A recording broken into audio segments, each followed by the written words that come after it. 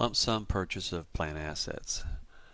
Ming Yu Company pays $410,000 for real estate plus $21,730 in closing costs. So purchase price $410, closing cost $21,730. Total cost of acquisition is $431,730. Now,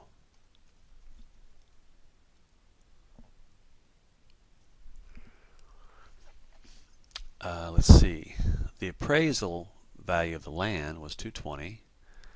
The appraised value of the land improvements was $80,000, and of the building was $200,000, making the total appraised value of $500,000. So they got a bargain. They paid $431,730 for assets that were valued or appraised at $500,000. Now, the way we're going to split the $431,730 up among these three assets, land improvements, and building, will be as follows. The rules we're going to use to do this will be round your percentage answers to a whole number and other answers to the nearest dollar amount. So the first thing we'll do is take the 220 divided by 500,000, and so that looks like 44% to the nearest whole percent is how much percentage-wise we're going to allocate of this 431,730 to the land. So 44% times 431,730 will give us an apportioned cost of $189,961. That's 431,730 times 44%. Do the same thing for the land improvements. Looks like there's 16%.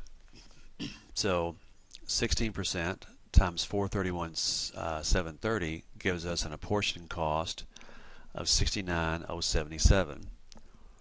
And finally, the buildings are 40% of the total apportioned amount. So 40% times 431,730 will give us the apportioned amount for the buildings, which is $172,692, the nearest dollar. Add all these up and you get 431,730, which is what we had to allocate. And now we're going to step 2, or part 2 of this problem. Once we've gotten these allocations, apportioned cost, then we have to make a journal entry. Our journal entry is a debit to land for $189,961, debit to land improvements for $69,077, debit to buildings for $172,692, and a credit for all of that to cash for $431,730.